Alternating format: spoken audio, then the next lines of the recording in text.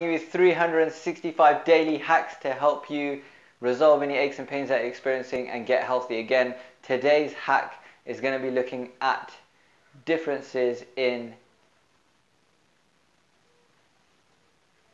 sleeping position. I completely forgot what I was going to be covering. Okay, so there's lots of different advice out there on what sleeping position is best. The truth is that we move throughout the night. So we go from being on our backs to being on our sides to being on our front, maybe, depending on what's comfortable for us. And it's not a conscious thing. We may consciously move around, but there's a lot of stuff that's happening during the different stages of sleep where we're not actually conscious of our movements. Every cell in your body needs blood to survive, and your body will not stay in a compressed state. So if you're on your back, your muscles aren't getting a lot of blood because they're being squashed, compressed. There's very tiny blood vessels, and they get smaller and smaller as they branch off. And in order to get blood flow to those tissues, to perfuse those tissues with blood, you don't want pressure on those tissues because it collapses those tissues. So your body will subconsciously or unconsciously move in order to perfuse or get blood flow to these areas. So what I mean is, if you're on your back for a long period of time, you won't stay like this for 8 hours. Even though you may go to sleep and wake up like this, you're moving around through the night in order to allow your body to get movements which allow perfusion of blood to those areas. So going back to the point of which posture is best, there's a couple of options. If you're on your back and you have back pain, then you may want a pillow underneath your knees, which will flatten out your lumbar curve so there's less pressure on your back, and obviously a pillow underneath the head. If you're lying on your side and you have back pain, if you bend both knees, put a pillow in between your knees, then that will take the pressure off your back.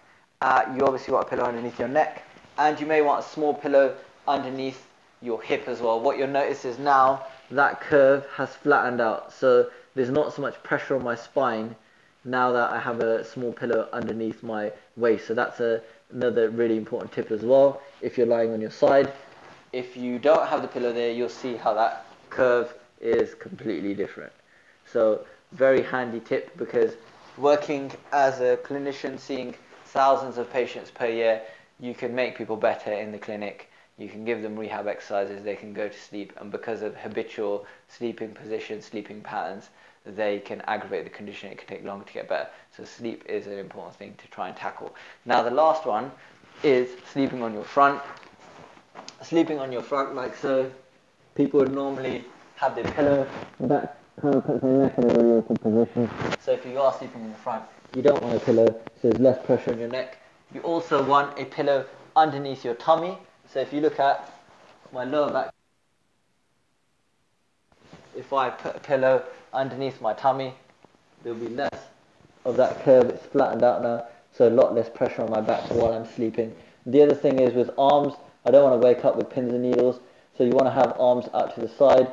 You don't want to make it hard for blood to go back to the heart. So if you are lying on your back, for example, you don't want your hands up here, because it's harder for your body to pump blood against gravity up to your fingertips, and you're likely to get numb hands. You want your arms out by the side in anatomical position, which is thumb pointing away from you, and you want to relax into that position. So if you're on your back, relax into that position with your arms and have a pillow underneath your knees.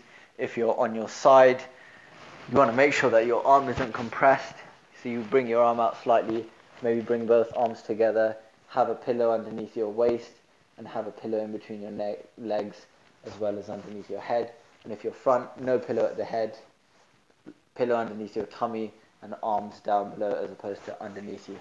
So those are my tips in terms of sleeping position. I hope that helps. We spend our life in a posture, whether it's standing, sitting, or lying. And if we can get these postures right, we'll reduce the amount of stress and strain that goes on the body, and we'll stay healthier.